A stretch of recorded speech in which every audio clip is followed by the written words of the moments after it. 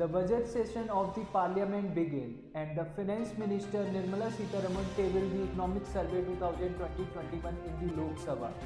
The annual document by the Ministry of Finance under the guidance of Chief Economic Advisor K.V. Subramaniam provides a summary of annual economic development across the country during the financial year 2020-21.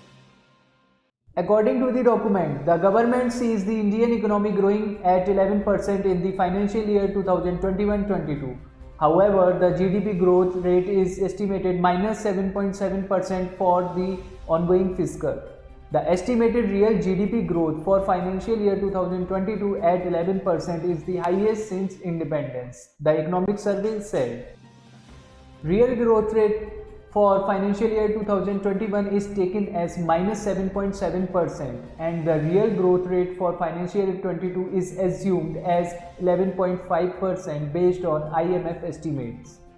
The survey projected a V-shaped recovery while the lockdown resulted in a 23.9% contraction in the GDP in quarter 1. The recovery has been a V-shaped one as seen in the 7.5% decline in quarter 2 and the recovery across all the economic indicators.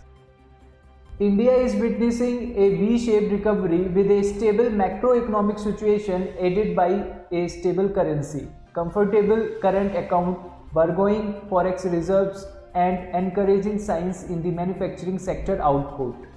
India's real GDP is projected to record a growth of 11% in 2021-22 and nominal GDP by 15.4%. Based on trends available for April to November 2020, there is likely to be a fiscal slippage during the year. India is expected to witness current account surplus during the current financial year after a gap of 17 years. India's sovereign credit rating do not reflect its fundamentals, the survey says. An asset quality review exercise must be conducted immediately after the forbearance is withdrawn. Economic growth has a far greater impact on poverty alleviation than inequality. Therefore, given India's stage of development, India must continue to focus on economic growth to lift the poor out of poverty by expanding the overall pie, the document said.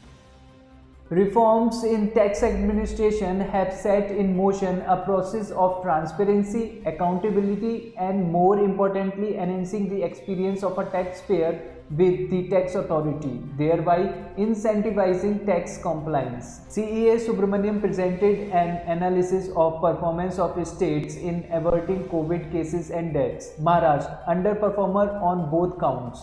UP, Gujarat, Bihar, overperformers in cases. Kerala, Telangana, Andhra Pradesh, overperformance in deaths. K.V. Subramaniam said that India was the only country to announce structural reforms.